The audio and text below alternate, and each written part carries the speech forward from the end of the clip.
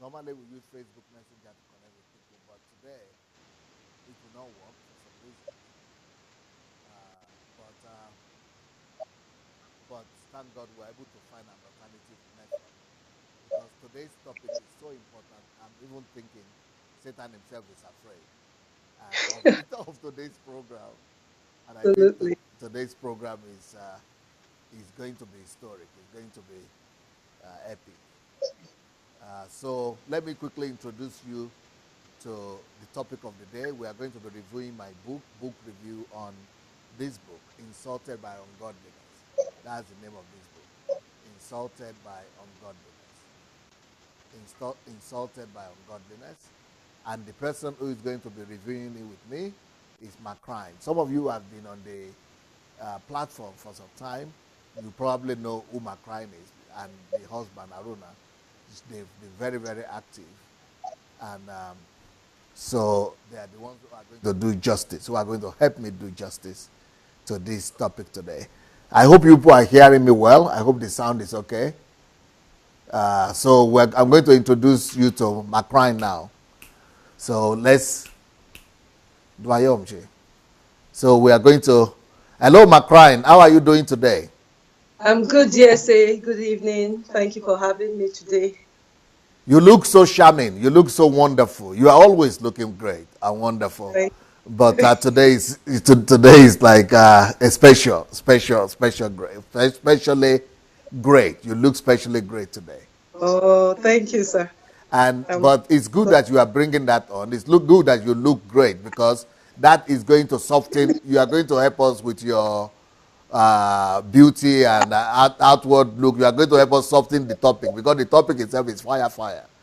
But since they please. are going to, since it's a woman that's going to be talking, and it's going to, it's going to be palatable. It's going to be more palatable to people.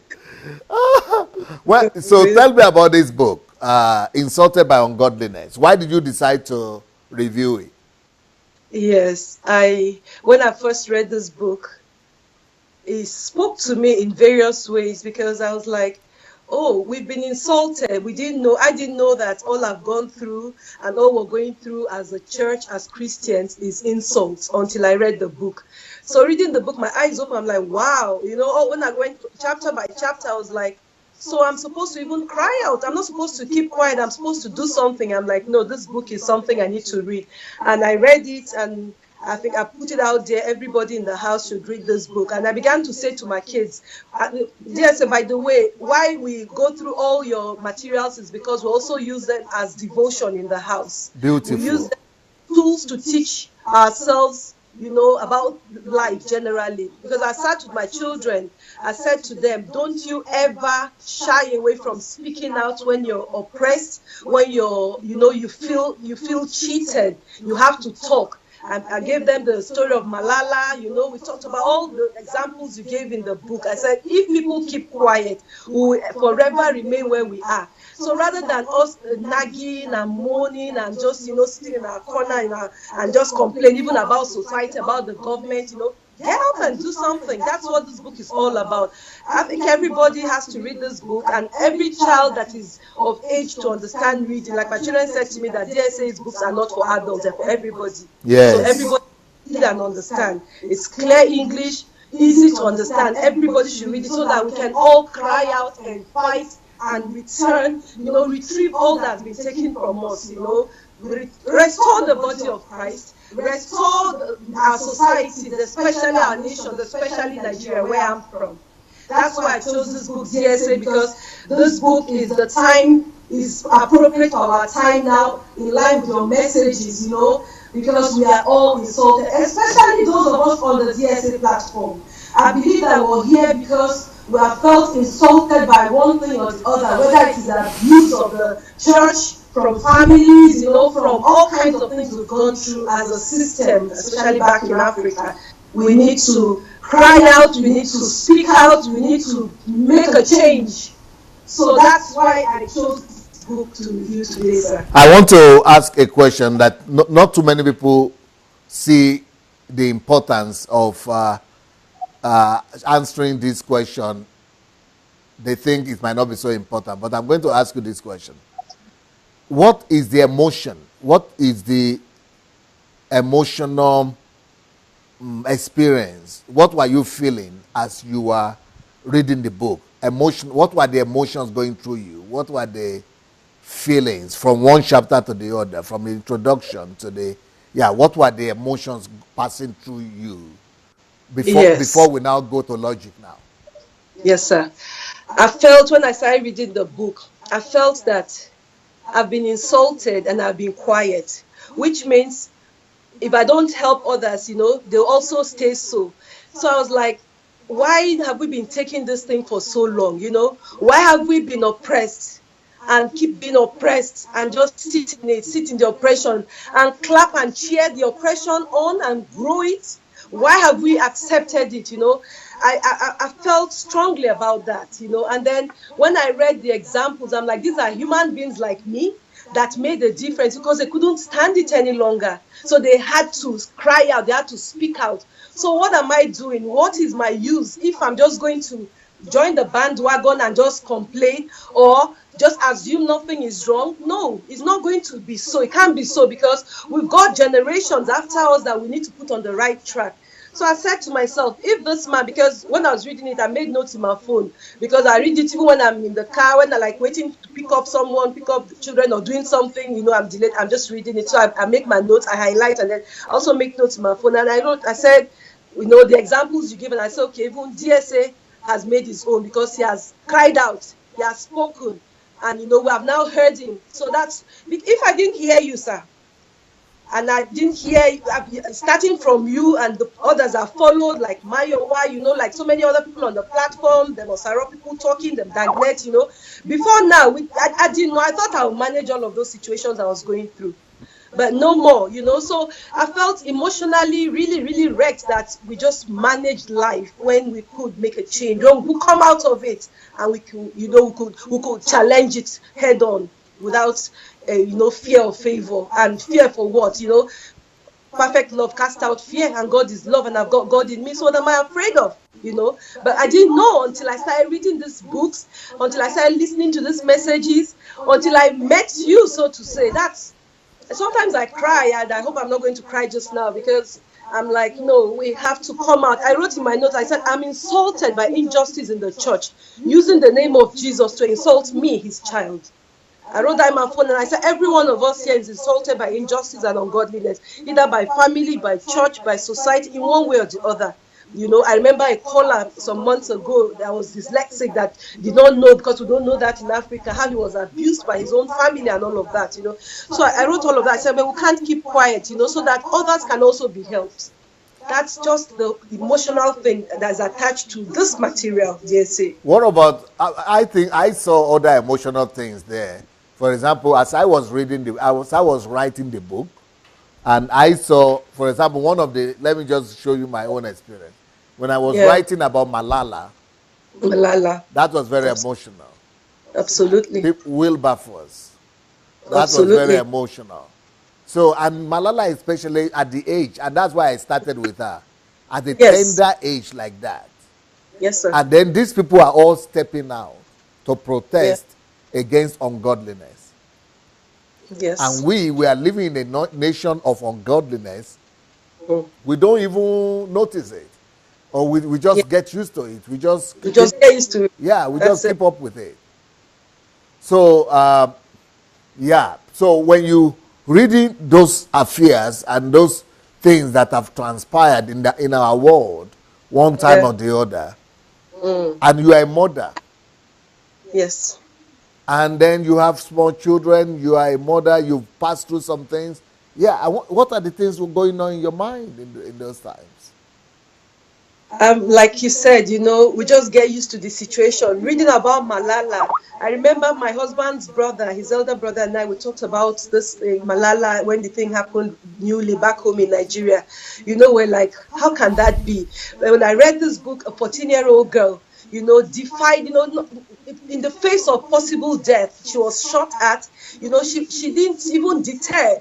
At that age, that's the most amazing thing, Girls will still go to school. It doesn't matter the decree the Taliban put in place. She went on.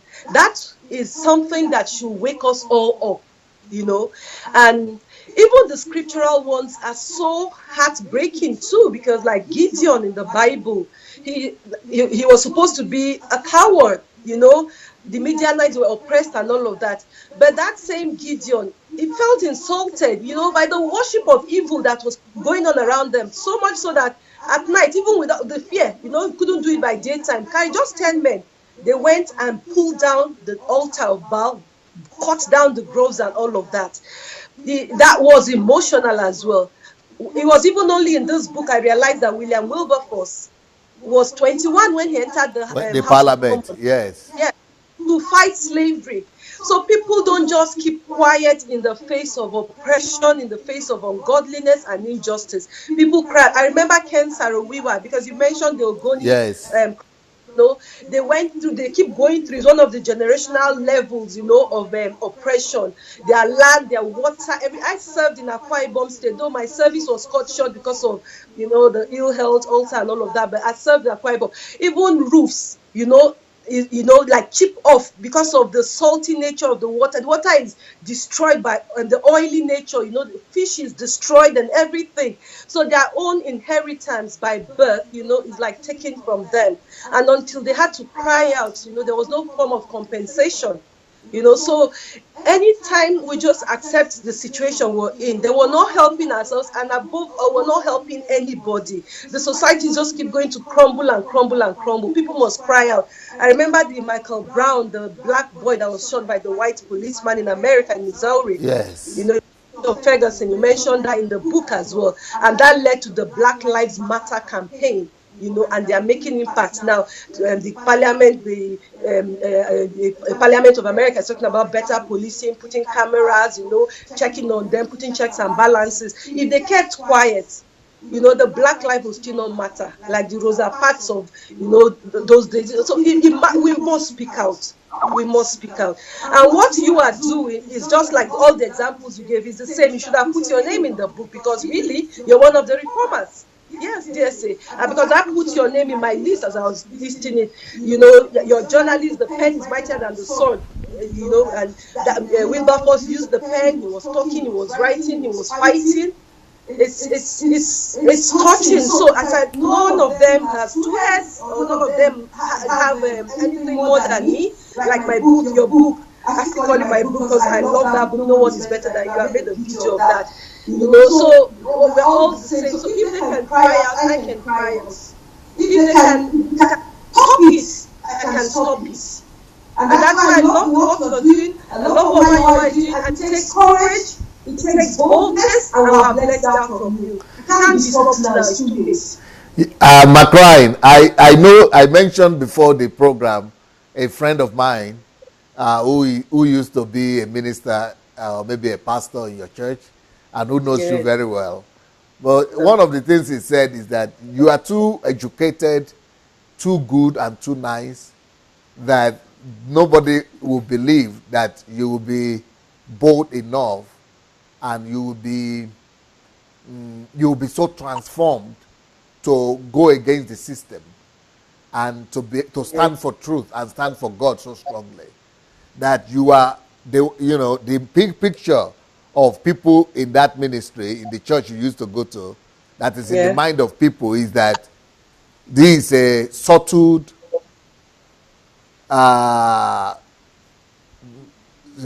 obedient member, faithful member, fanatical, committed, member that nothing can ever go wrong.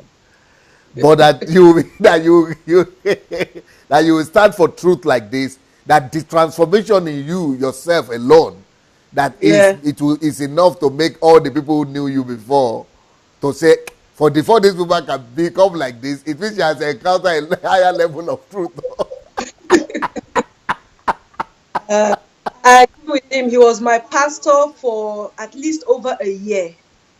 And I served at those capacities under him. And, he would say that because he knew how dedicated I was, my family, how we were, how dedicated. And so when that church, that branch was built, we were part of putting up the structure that financially, because I do rentals back home. So all the DJ, all the, what do they call them? The loudspeakers, those controls, all those things I use for my rentals for the DJs to use, I sold all into the church. Wow.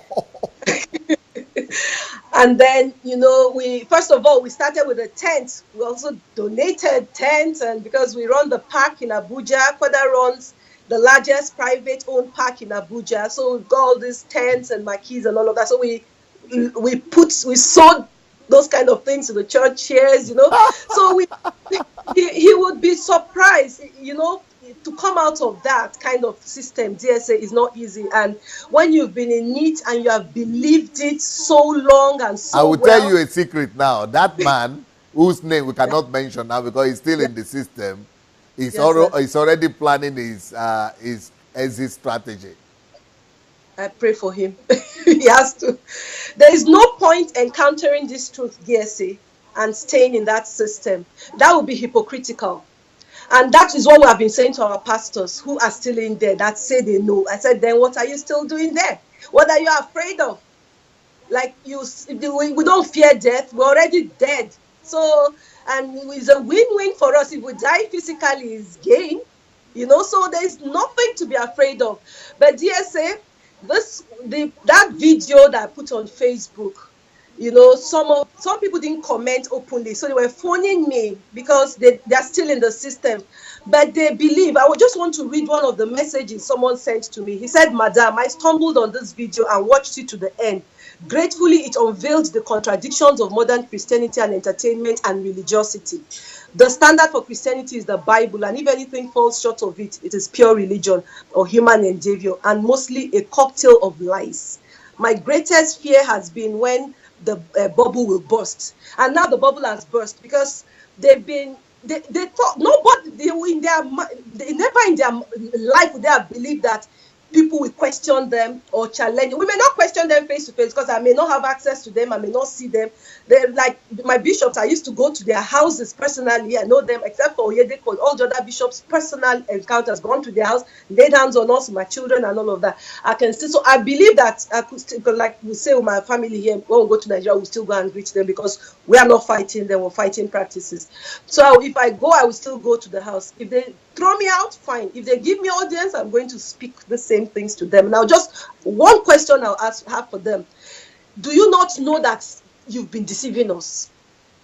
Or do you think you have been helping us? If you think so, then I forgive you, but this is the new truth. This is the truth now. The one you've been telling us is your own. It's not the godly one. It's not the scripture one. How do you deceive us so openly and so boldly and still insult us on top of it?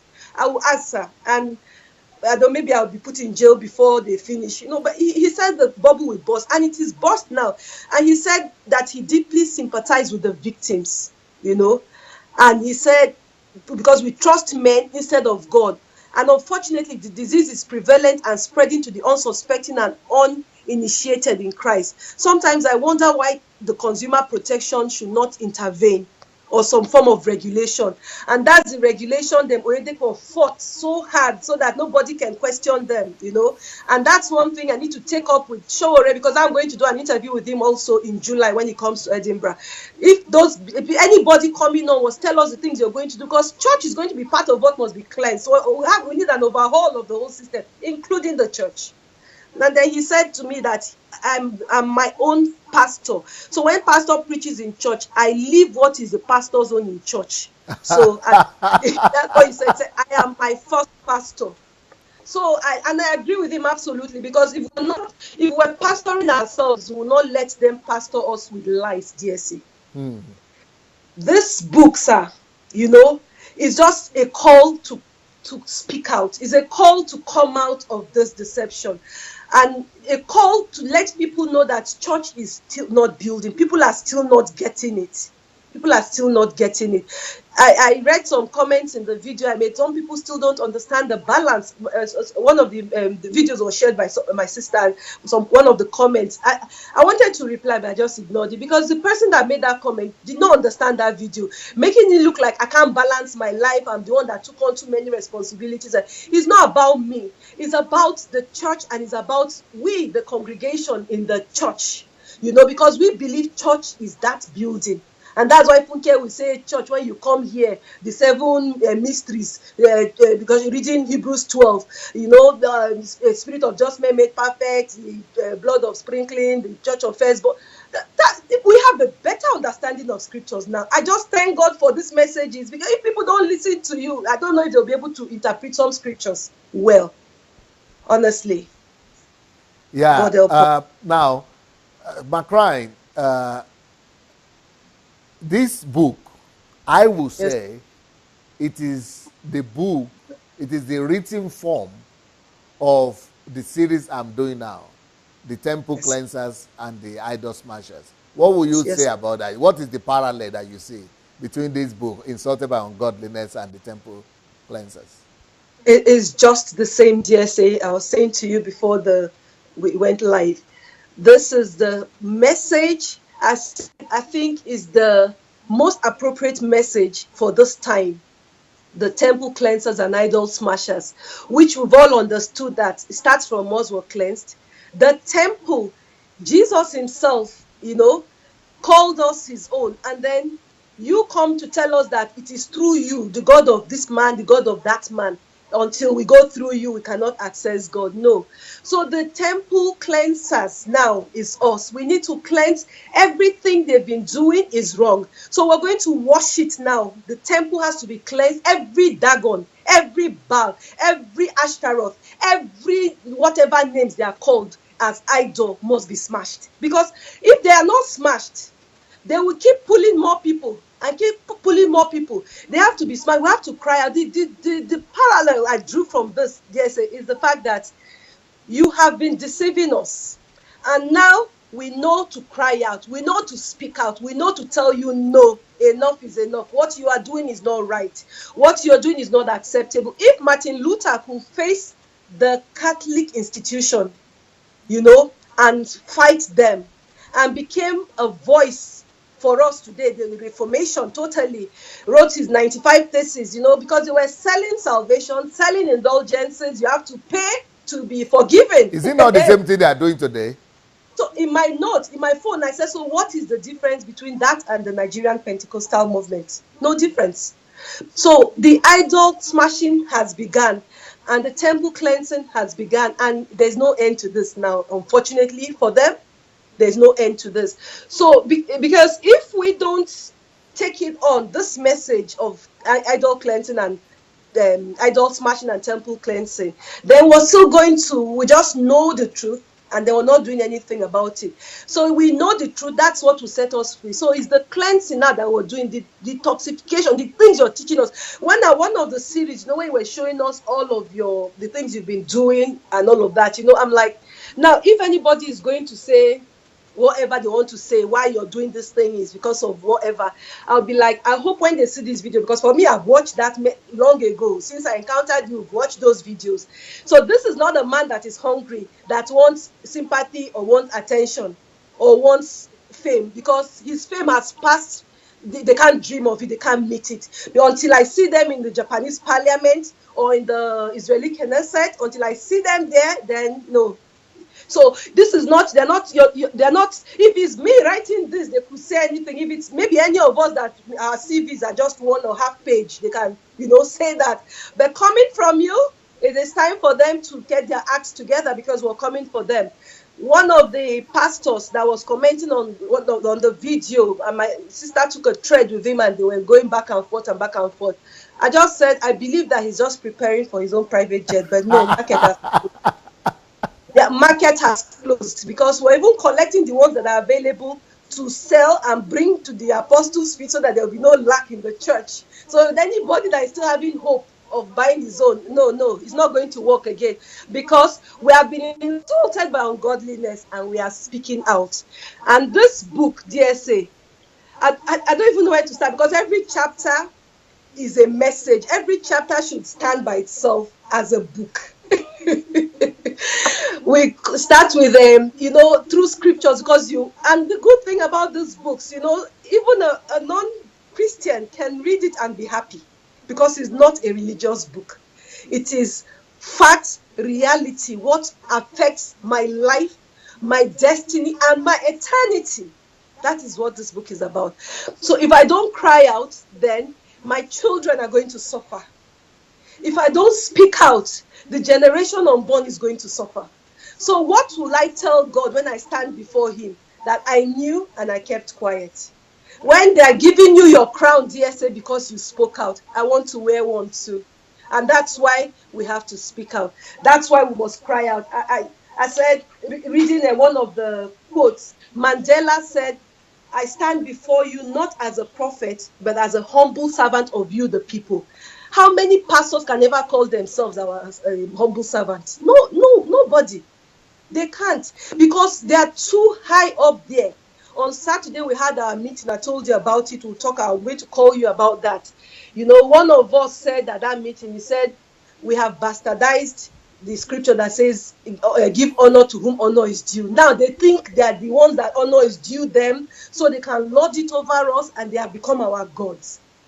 So we now just accept it. We have to come out. You know, I ran out of the church when I met you. Before we met you, we're still going. Even at the last count, we were still putting so much money into church, into doing windows for the last loss we had, because it's loss. The last loss we had, thank God for that. But I still cry, because if I had put all those monies together, I interviewed somebody on Saturday. He was at the meeting with us. He has homes in Nigeria where he's taking care of orphans and vulnerable people. So I said to him, instead of buying jet for Oyedepo, Adeboye, all of them, because my money has also gone into Redeem, I would have built homes and put people there. And their lives would be better today. I would have taken them from the streets. I'm a journalist. I've gone to the streets to interview people. I would have used the money to build something for those people. So when I interviewed them, I said, now there's a place for you to stay and there's food for you to eat. That's what I should have done. And I missed it, and they didn't tell me to do that. They said I should give them my tithes, so that I should give to God.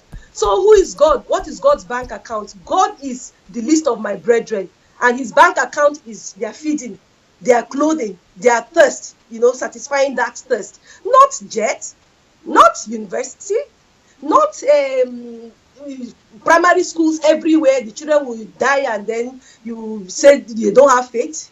Oh, what kind of thing is that?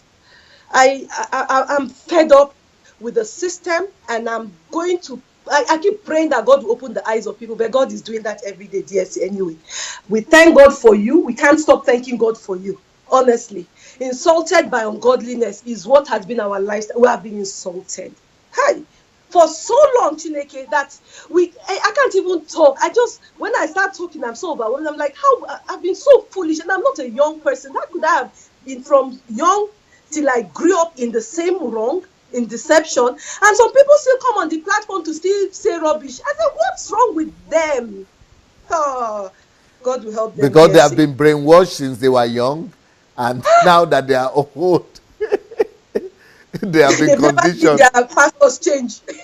They can't change again. They can change, sir. If I could change, because with me too, I can be fanatical. When I carry something on my head, I can carry it so well, Yeah, but your husband said, when he first of all listened to me and called in to challenge me, that, and he began to change, that you had your own opinion, but also you started using your brain. You started using your common sense, and you started doing your own investigation, and you came to your own conclusion. Yes, sir. And I now listen to the thinking series. The thinking has a viewpoint. So when you're thinking, there must be something you're thinking about and where you're going to with that thought. And that was what helped me, because I was thinking that for somebody to say these things, let's look at it again. No, let's not dismiss it, And this is somebody whose book we read, Church Shift, 2008, when Clara was born. So and the book was a blessing, so that person should not just be dismissed like that. And then, but we forgot everything about that, a new encounter. And my husband got tired before, he got tired. Even all those crossover we're doing, he refused to go. I remember the last crossover, everybody was asking me, where for the all night? Where is your husband? I said he's not here. He refused to. He just stopped. Before he watched watched the video and he had questions. We had questions, but who do we ask? Where do we address it to? We don't want to be like mourners and rebellious and all of that, because we have been too religious to change, But honestly, thank God for you, DSA, because he was like being jolted up. But when he started, he went to you, and listened and challenged, and then got his understanding. It was from that day this man began to listen to the series. That's why he has listened to all. He has listened to all the messages on YouTube. He has listened to all the HMTs. Wow. He has listened to all the HMTs. He draws. He brings us all to sit down to listen to some HMTs. There's a particular one I won't forget, where the video, showed how we began, from a small cell to humans. How we are in the earth, the galaxies, how so small we are compared to the God, that we serve, and the whole universe and all of those galaxies. We listen to that. He's listened to all the hard talks, all the questions with DSA, everything DSA. He has finished. He will fill up his phone, listen to them, delete, refill them up. My phone has been saying no storage, because we record them in the phone so that we don't use the mobile data. So we were going on the way, we're talking. We are waiting for Babusha to arrange a program for him and for Shouts from England, different ones. From Canada, I think. Yeah, I want them to come on and teach us and tell our people and tell everybody how to take advantage of those YouTube messages. Now, but what do you think that the book could do to people? What do you think this book, if people read it, what do you think could happen to them? Do you think it could encourage them to really take responsibility, to wake up? Yes, sir. They will wake up. You can't pass by this book. You can't read it and just drop it. No way. You can't read about Malala. You can't read about William Wilberforce. You know one thing that struck me in the book, as soon as a few days after the bill was passed, Wilberforce passed. He died. Because that's fulfillment. It's not about age. You don't have to die 120, 90. It's fulfillment. Did you also notice that Wilberforce never married? He never married, yeah. Never had children? No. Because he had a cause to fight for. Yes, like Mary Slessor. Yes. Also. Yes. Never married, left the comfort of her village in Dundee. No matter how bad Dundee is, you cannot be like Calabar, because I lived there. I went to primary school in Calabar. She left everything and went to fight the killing of twins. You can't read this book and ignore when you read about Martin Luther King Jr. He was a pastor that cried out, I have a dream that one day my children will live in a country where they will not be judged by the color of their skin. And you can't just read Insulted by Ungodliness and not wake up. Even if your religious cap is bigger than canopy, you will think twice. You will sit back and, you will let me check it again. You mentioned something. You said when ungodliness and injustice has lasted for so long, it will be like a hopeless situation. The Mau Mau revolt, the Kenya emergency, yes. It took long, but they got justice. The Congo one is like justice will not come, but we never should give up. If we, like the Pentecostal movement, a lot of people on this DSA platform have had questions that they did not know where to channel it to. But God raised you a father in Israel, because Deborah's mother in Israel. God raised you a father in Israel to open us up to this deception, syncretism, paganism, and all of that. And we began to see quickly. So that's how it is. If you read this book, you would just be provoked. There's a generation of the provoked in this book, like them Caleb, you will be provoked. You will not just sit back and say, oh, I've read one of DSA's books. And that's what counting numbers, taking inventory of how many books you have read. It's not so. It will make you to do something. You can start from your house. Because my husband started with us, to help us to open our eyes, and then he finished with me and went to his children. And but what do you think made your husband to already be dissatisfied? Is that Insulted by Ungodliness, even that time, even though he didn't know about it that time? Yes, sir. Or what do you think was the factor in his own case? There's insult, pressure. Right here in Edinburgh. My husband he never stays. He's always going to Nigeria. He's always in Nigeria. Just comes and goes and comes and goes. When he's in Nigeria, he doesn't miss the prayer hour, which is in the morning, 5:30. That's not just connecting online, going physically to church. Wow.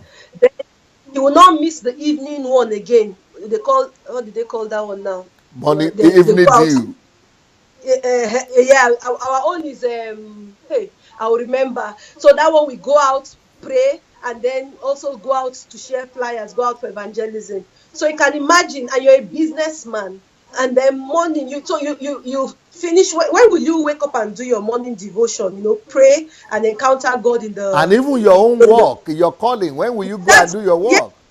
Yes, yeah, because you've not faced God to pray, then you've gone to church, you're already tired, you're yawning throughout the day when you're doing your business. And then before you know it again, it's time to go again to back to church and all of that. So one will get tired after a while anyway. And then back here in Edinburgh, when he's here, he's all the Saturday from morning as he gets up is to go to church because he'll pray, then go out, then they need to sprinkle the chairs, pray over the chairs, so that people will come and sit down. Idolatry.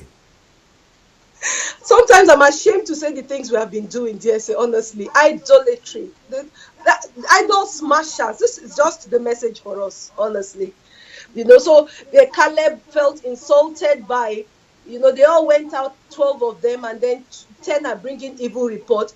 He was angry at the 10. He was angry at the people that did not believe in God. He was angry, he tore his dress, and you explained to us that tearing your dress, is a form of deep anger, against the situation. So he was really angry at that. So he said, but we're well labeled. Let's just go and take this land. So he felt insulted, and he will not let it go by, and he entered the promised land. When many years later, when it was time to share inheritance, they told Joshua, I said, you remember how it was with us when we went to spy the land? Give me this mountain. My strength is like how it was, those many 40 years ago. I'm still as strong. I can still do it. So give me this land. These Anakims, I will drive them out. He got it for his inheritance, Hebron. So and when you feel insulted, you want to push. So I think Kwada felt tired at some point. He began to feel that, and especially when you're doing all this idolatry, paganism, and religiosity, doing all the church things. He was, when the church we moved church, because he's an architect, he helped to do so many things, the construction, the demarcation, all those things they were doing. He was working with all the workers. He was not around at all. I felt like he was in Nigeria. He was in town, but he was not at home. He was busy doing all those things. And I think he got tired. And to crown it all, it's not because anybody wants to be appreciated when you're doing the work of God before. Well, that's how we think, But then they still make the demands and make it look like, oh, it's your responsibility. You have to do it for your God or else, like you can't be blessed by God and all of that. So that is frustrating. When you know that you work hard, you do your business, you make your money, it's not because you're sleeping in church. It's because you're working hard. Because if you don't work hard, if you sleep in church for the next 100 years, nothing will happen. There'll be no change. Yeah. So he got tired of the system. He got tired of the arrogance of the pastors, the way they talk. I heard somebody say, this was one of our pastors that has left. You know what they told him? They said, have you ever seen anyone leave winners and succeed and progress? I'm like, oh my God, what wickedness. So is it their prayer that when you leave, did people not come to winners from other churches before? Some of us were from Catholic, my husband was from his Orthodox, EYN. People come from different denominations and join you, and then you say when they leave, they can't make it. How do you talk like that? What kind of a pastor will escort people with curses rather than blessings? Then it's upsetting. He had heard all of those things, and he got fed up. He got fed up, DSA, and he just wanted a break. And me, when he stopped going to church like regularly since December, after building the last loss we encountered, I was like, it's too late to turn back. It's too late to stop. He will not even, he couldn't be bothered. He just won't go. The crowning was that end of the year. He refused to even go for the crossover, which is our ritual. We must do that so that we can be blessed into the new year. As if the Dangote are going for crossover and Otedola. So if the that's why I post all these videos, because we keep posting because somebody will encounter just one day, because it was a post somebody posted, when you talked, when Adeboye rewrote Psalm 41. That's when, that video we first saw about, why would he be talking about men of God? You can call them, all of us are so foolish. We've all been saying that. I believe a lot of us on the platform have to say that too. And Yeah, that's it's because good of that you are saying this, that you too said that, because people are watching you now who are yes, thinking like that exactly.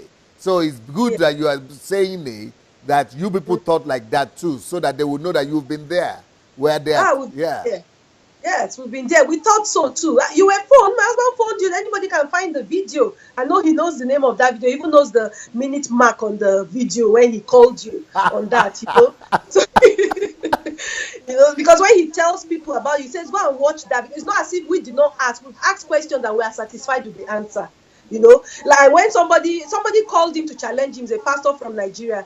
He said, "You're just looking for cheap popularity." My husband said, "No problem. If I am looking for cheap popularity, you cannot say that about DSA." So he started giving him your dossier, your CV. He said, "So what is DSA looking for? If I am looking for cheap popularity, what is DSA looking for?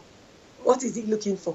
Wake up, come out of this your thing, and open your eyes. Stop thinking people are doing anything for any reason." And that's one thing we also sit in this house to talk about. So what we're doing, we're not trying to make fame or make name. Who are we? Because that will be, they were not idol smashers, we're not temple cleansers, because if we have an ulterior motive, you taught us that as well.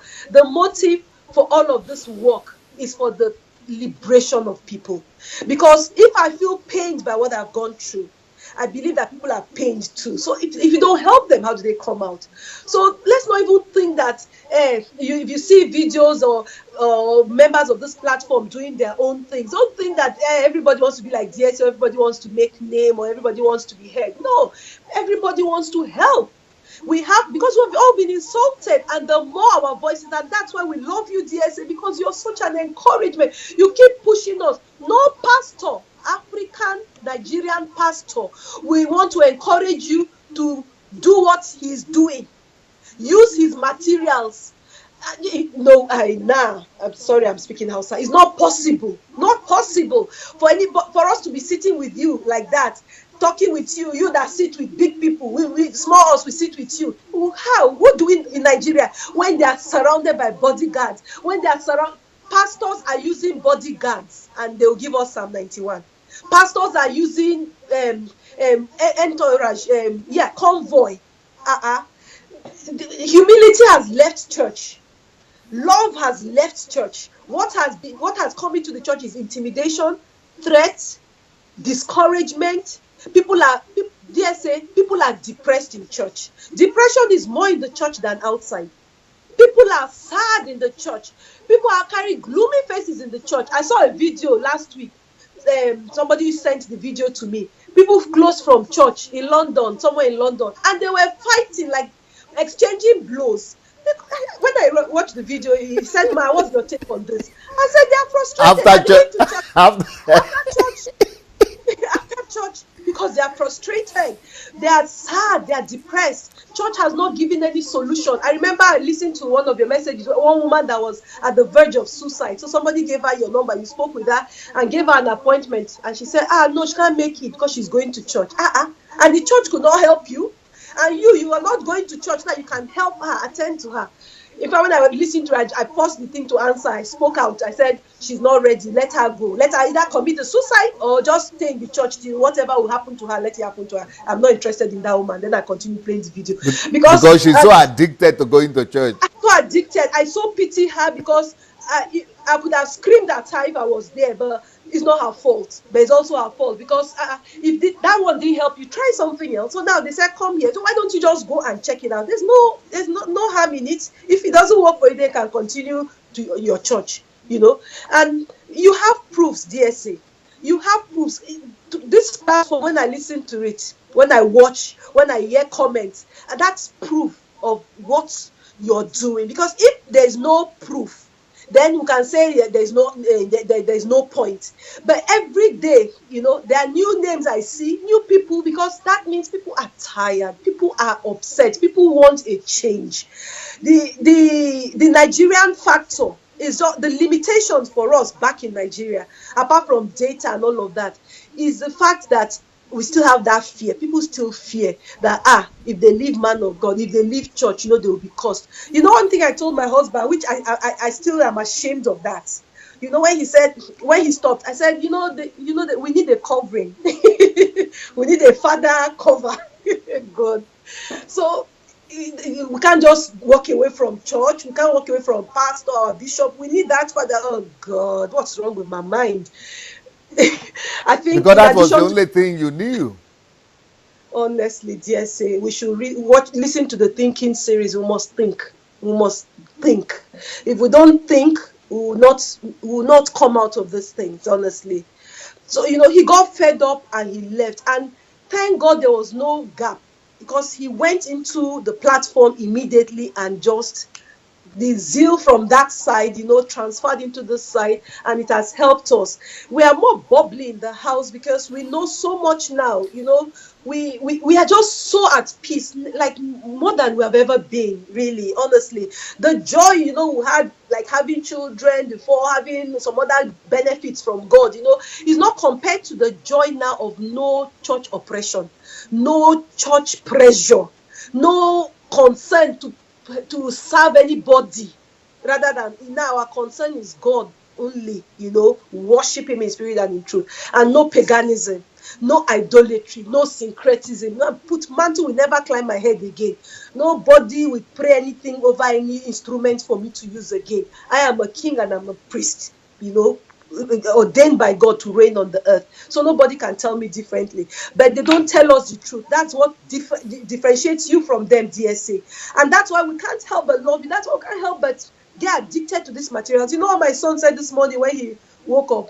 I was reading on my phone. He said, sundaydelaja.something.org mentorship / it was just saying my 4-year-old. Because when we talk on phone, when we're talking to people, this is how to join the mentorship. And when he's watching with us, when he's watching with us, he hears it. So it's his song as well, sundaydelaja.org, /mentorship. My 4-year, I was just laughing. It's a song in the house because it's the truth, and we want to wake up. We have woken up. We want to keep coming out of it, and I'm glad that the children have come out of it as well. Before, if you say you're not going to church, my children will think we're going to become Muslims tomorrow, honestly, because we have religionized church to be, our God, the temple, the physical building is where we're going to. Jesus said, the people know we don't need to go to Jerusalem, John 4, to worship again. We don't have to come to this mountain. They that must worship God now, we do it in spirit and in truth. Yeah. What are we doing with building? He says we should not forsake the gathering together of the brethren. He didn't say we should go to church. The assembly, the gathering, the coming together, it could be anywhere, So, DSA, nobody can pass by this book. And I pray that everybody reads it. Because if you read it where you are now, if you read this book, you will be able to speak out. You will be able to help. You can start from your home, and then your family, your immediate family of spouse and children, and then your siblings, your relatives, and then you keep moving out like that. And like I say, when I finish any of my videos, I'll say subscribe, like, comment, share your experience with us. We can also do programs together. If some people have experiences, they want us to talk about it together, we can do that, so that as many people as are redeemed, as are set free, the better for us, the better for our society, so that everything will be fine. So this book, I really, I don't know, we keep recommending every book, because there is no book you've written that is not a masterpiece, that is not going to develop and change us completely, So we just speak to you to wake up and do something for yourself, for your society. This book now is not about you, because we are not created, we're not blessed for ourselves, only we're blessed to be a blessing. So when you see human beings like you that have gone ahead and faced the lion's mouth, insulted and fought back, and helped people come out, you also contribute your own quota. That's why I think this is a must read. Insulted by Ungodliness is a must read for everyone that has come out of idolatry, that has come out of the Pentecostal Kabbalism we practice at home. I was going to ask you what are the main lessons that you've learned from this book, but because we started late, and Yes, there are so many lessons, I'm sure, from this yes, book that you would like to go through, and you can go through. I'm not going to do that. Maybe we have to come back and talk more about it, but I know you've read some other books also. So what I want you to do now is to yes, sir. mention one by one all the other books that you have read, if you remember.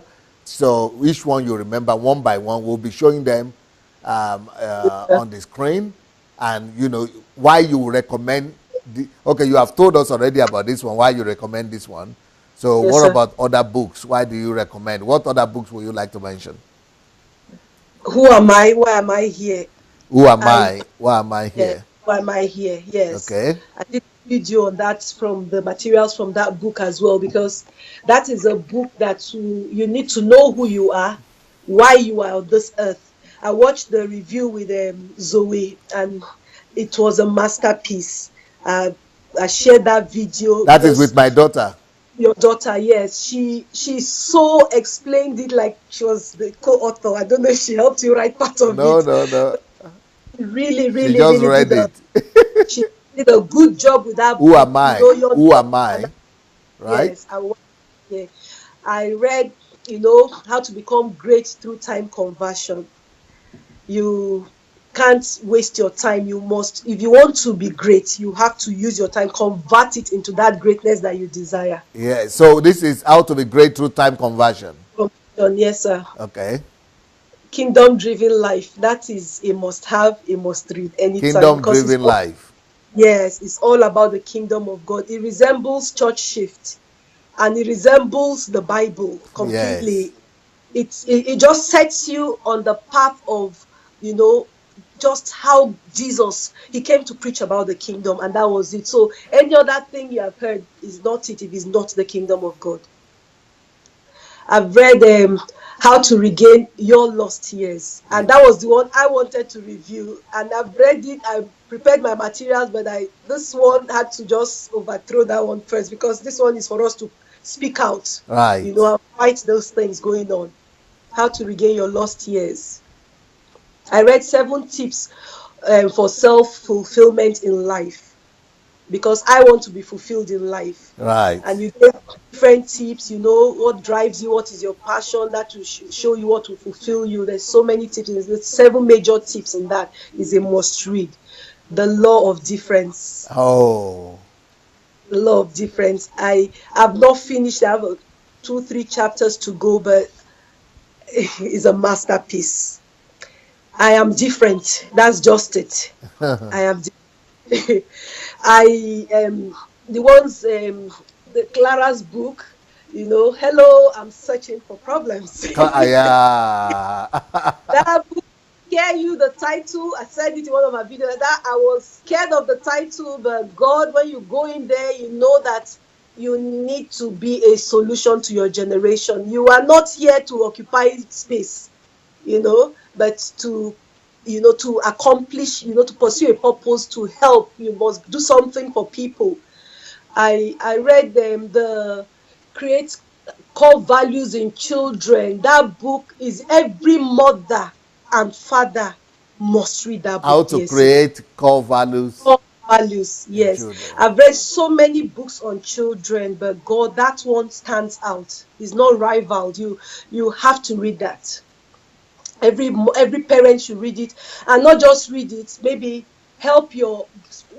recommend it, give your friends, your sisters, people should read that book. I read Money Won't Make You Rich. That was one of the earliest ones I read, and I'm going to reread it, because all the books we keep reading them afresh again, because you need to keep renewing your mind. You need to keep hearing them, because the way we have heard lies for many, many, many, many years. That's how we have to hear the truth again, many times over and over and over. So don't get tired of reading them. Sometimes I've not even read some, but I prefer to reread the ones I've read, so that I can remember the things in the book again and still apply my life to it. Again, most of these books give you assignments at the end of it, so you can even score yourself and see if you can actually make an effect, if you can change, and if you cannot change, you go back and do it again. That's what you recommend in the book, so I stopped working for Uncle Sam. Yeah. I said to my children, we came out of Uncle Sam a while ago.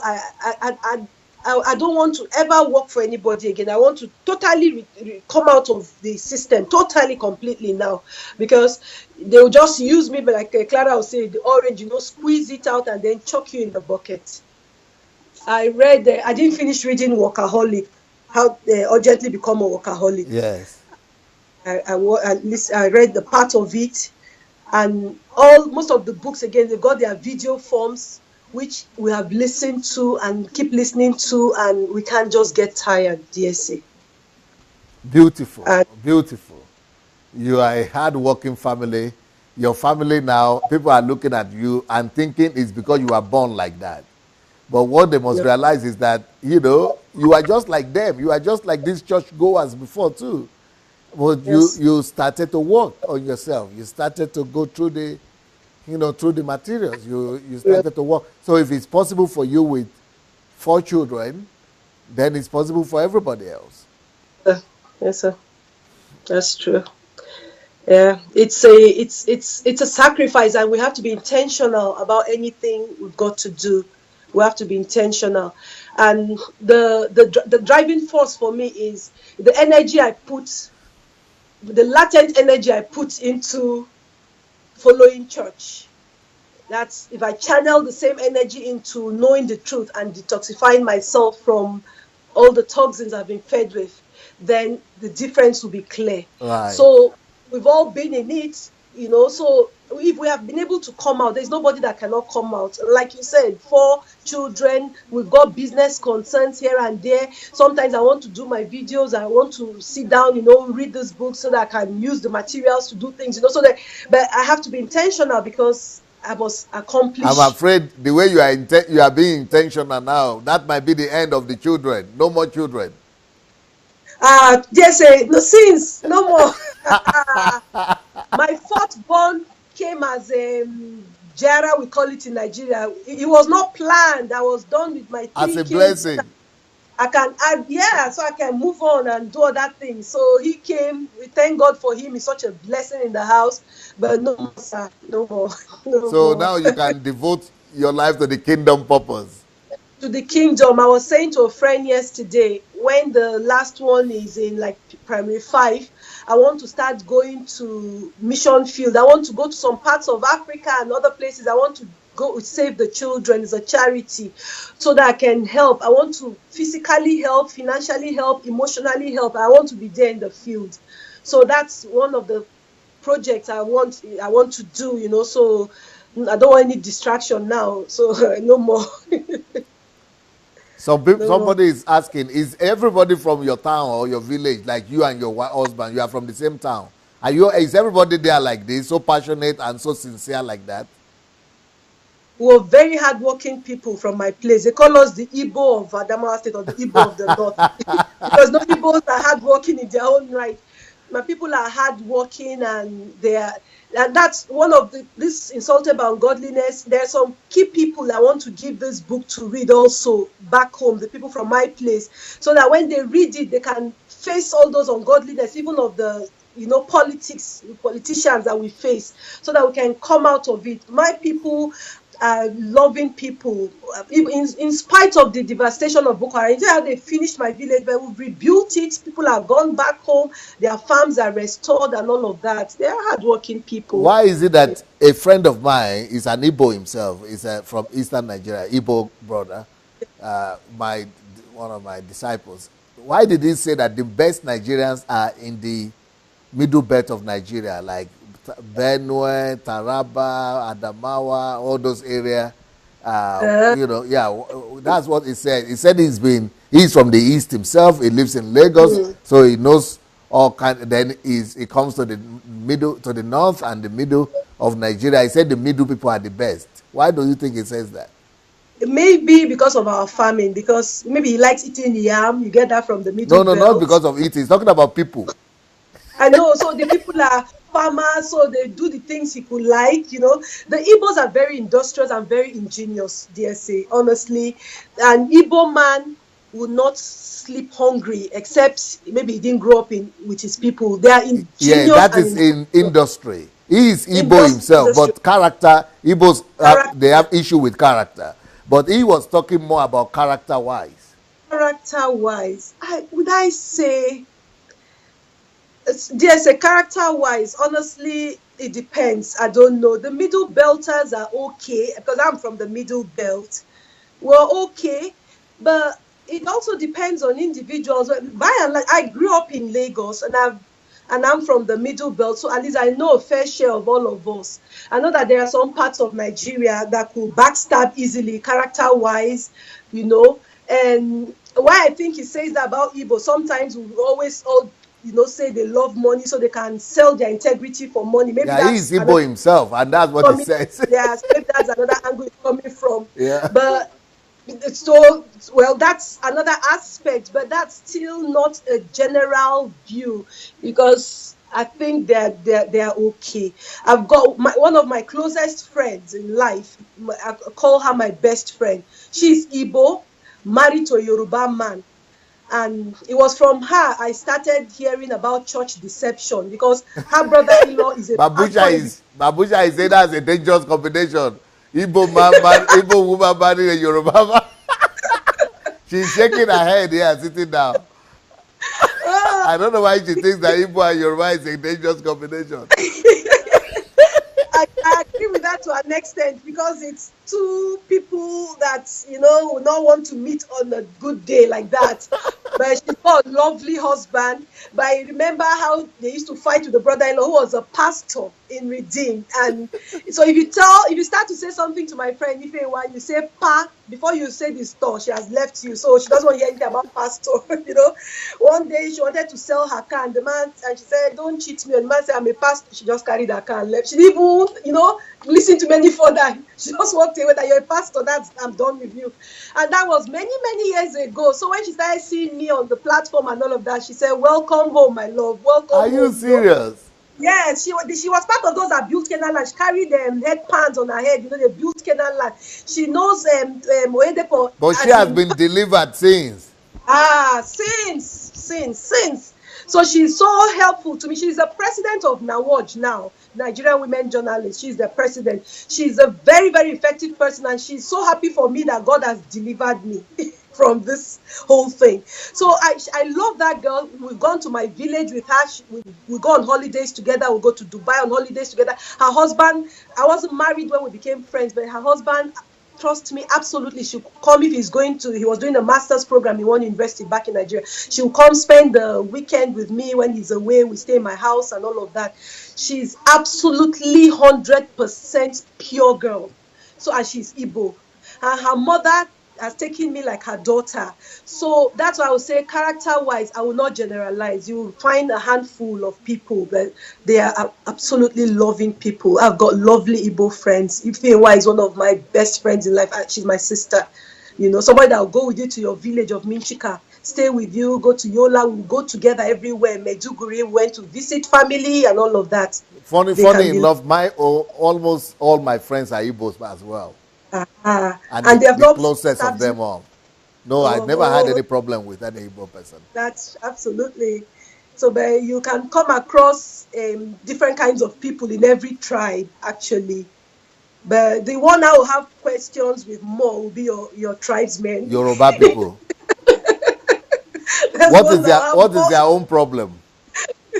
I remember a friend of mine of blessed memory. I don't know if you've heard of Yinka Craig. The journalist. A journalist. He's passed on now. He was a big brother to me. He was one of my mentors. He was training me, teaching me Yinka so many Craig, things. I think he's dead. He's dead, yes, sir. Yeah. He died years ago in Canada. Very loving person. He used to like trained me and my friends. Were really close and all of that. They were mentoring us, then, and encouraging us in our field when we started as journalists. I used to go to his place to do voice training, pronunciation training, so that you could do TV, radio, journalism, and all of that. And Yinka Craig said, "Oh God, I wish I was not from this part of the world, the country." And I'm like, And he "Why?" eventually left the country. Canada, yeah. I said, but why would you say that? I called him Egbon. He was a big brother to me, and he would say, oh, he would give me all kinds of instances and all of that. But I still love the Yoruba people. Absolutely love them. I like for June 12th, I remember all the problems I went through for June 12th, because I particularly liked Abiola. He was such an intelligent, wise man. Hardly meet somebody with that kind of intelligence. Rich, wise, intelligent, generous, easygoing, and friendly, humble as well, in spite of his class and everything. I was detained once because of stories I was writing concerning him and his wife. I was locked up in Alagbon over stories I wrote concerning Abiola. I was going to the house, having interviews with Kudirat and all of that. So I like the Yorubas as well, because I've made friends with a lot of them. But they are the ones that I will question character sometimes, because it could be shaking hands with him and he's putting a knife behind you sometimes, a lot of times. Wow. Much more. I've had bad experiences in some cases. That is what the Igbos normally say about the Yorubas, because they say that if the Yorubas had sided with the Igbos during the war, that there wouldn't have been so much death among the Igbos during that time. That's true. I still question my Igbo friends and Yoruba friends what the disagreement is between them. I heard a joke one time, DSA. They said they caught 3 men in Saudi Arabia drinking alcohol, and so they are not permitted to drink alcohol. Igbo, Yoruba, and Hausa man. So they detained them, and they were going to flog them. So they said they will grant each of them a wish before they are flogged, and their sentence was, I think, 150. They'll flog them 50 strokes of the cane. So they asked the Hausa man what his wish was. He said they should tie a pillow behind him. So they tied the pillow behind him and flogged him. At least 20 or 25 of the cane was on the pillow before the pillow fell down. So he got only half of it on the back. So when he came to the Igbo man, they said, what is your wish? He said he wanted 2 pillows tied to his back. So they tied 2 pillows and they flogged him 50. No one touched him, all went on the pillow. So when he came to the Yoruba man's turn, they said, what is your wish? And they just asked him, he's got marks like that, like tribal marks. Tribal marks, So, and they said the policeman is Obasanjo's friend. So he said, you're my friend's brother. I will grant you 2 wishes. So they said, what is your first wish? He said he wants 100 strokes of the cane instead of 50. Okay, if it's a wish. What's your second wish? He said, tie the Igbo man to my back. So that all the 100 will be canes will go to the Igbo brother. Yeah, so I'm like, what did the Igbo man do to the Yoruba man, and vice versa. So there's always this joke about the 2 tribes and all of that. But funny enough, they find their way somehow in Lagos. All of them are living together there in peace.